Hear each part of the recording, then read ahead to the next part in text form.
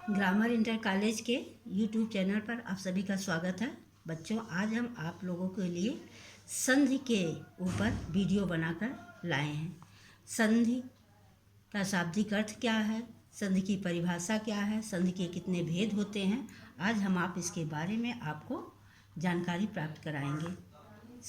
संधि का शाब्दिक अर्थ होता है मेल, अर्थात जब दो वर्णों का आपस में मेल होता है, वो दोनों निकट आते हैं तो उन्हें संधि कहते हैं। परिभाषा: दो निकटवर्ती वर्णों के मेल से जो विकार उत्पन्न होता है उसे संधि कहते हैं। जैसे विद्या प्लस आलय विद्यालय, गिरी प्लस ईश गिरीश।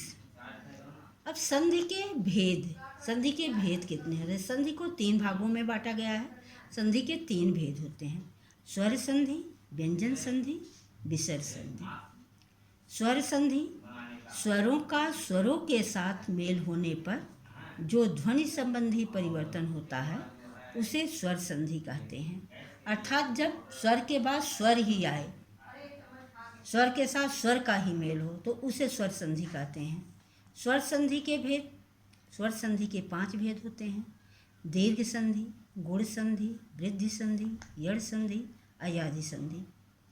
बच्चों, हम यहाँ आपको ये बता दें कि आपके पाठ्यक्रम में केवल स्वर संधि ही शामिल है। स्वर संधि के 5 गुणों में से 4 भेदों के वर्णन आपके कोर्स में है, आपके सिलेबस में किया गया है। अतः हम यहाँ पर विस्तार से आपको केवल इन्हीं स्वर संधि के 4 भेदों के बारे में बताएंगे।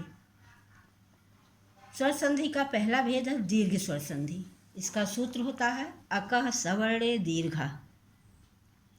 परिभाषा: यदि अ, ई, उ, री ये ह्रस्व अथवा दीर्घ के बाद अ, ई, उ, री ह्रस्व या दीर्घ ही आए और उनके स्थान पर आ, ई, उ, री अर्थात दीर्घ हो जाए तो वहाँ दीर्घ संधि होती है। जैसे समान स्वर आए, जैसे आ के बाद आ ही आए, ई के बाद ई आए, उ के बाद उ आए, री के बाद री आए। अब वो चाहे दीर्घ हो चाहे ह्रस्व हो, लेकिन समान स्वर हो तो वहाँ पर कौन सी संधि होती है? दीर्घ संधि हो जाती है। जैसे यहाँ उदाहरण में आप देख सकते हैं, हिम प्लस आलय हिमालय, आ प्लस आ। अब यहाँ आप देख रहे होंगे कि हिम के अंत में आ ह्रस्व स्वर है और आलय के प्रारंभ में आ दीर्घ स्वर है, लेकिन दोनों समान है इसलिए यहाँ पर आ बन गया है। विद्या प्लस अर्थी बराबर विद्यार्थी, यहाँ पर आ प्लस अ मिलकर के आ हो गया है। विद्या प्लस आलय विद्यालय, यहाँ पर आ प्लस आ दोनों में दीर्घ स्वर हैं और दोनों मिलकर के दीर्घ स्वर हो गया है। इसी तरह से ई का भी गिरी प्लस इंद्र गिरीन्द्र, ई प्लस ई मिलकर के ई हो गया है। मही प्लस इंद्र महींद्र, यहाँ पर दीर्घ ई और लघु ई मिलकर के ई हो गया है।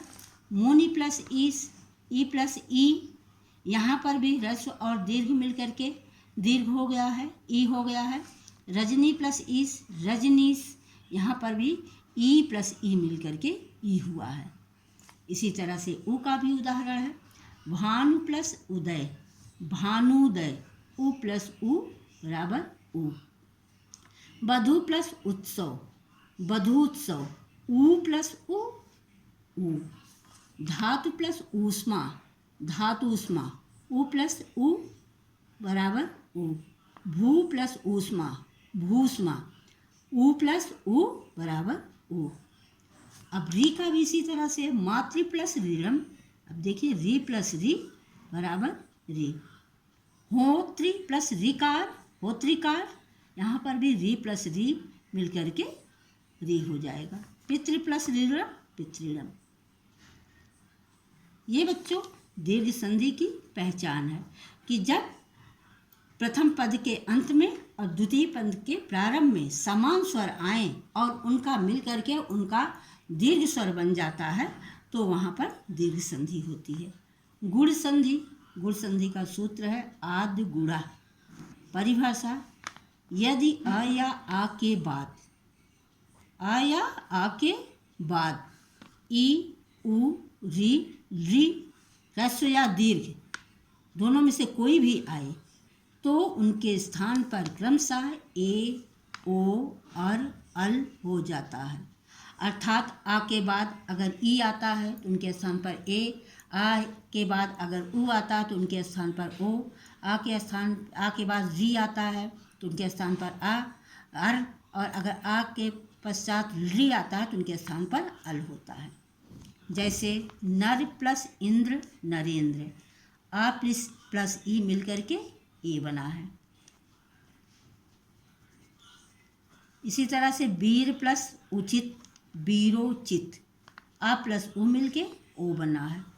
देव प्लस ऋषि देवर्षि, आ प्लस री मिलकर अर बना है। तव प्लस ऋकार तवलकार, यहाँ आ प्लस री मिलकर अल बना है। इसी तरह से इधर भी रमा प्लस इंद्र, आ प्लस ई मिलकर के ए, महा प्लस उत्सव महोत्सव, आ प्लस उ मिलकर के ओ बना है। ब्रह्मा प्लस ऋषि ब्रह्मर्षि, ये आ प्लस री मिलकर के अर बना है। ये आपके गुण संधि है। बच्चों, ये आपके कक्षा 9 के विद्यार्थियों के पाठ्यक्रम में केवल दीर्घ संधि और गुण संधि ही निर्धारित है। कक्षा 10 के लिए हम कल इसका वीडियो लेकर के आएंगे जो वृद्धि और यड़ संधि के बारे में बताएंगे।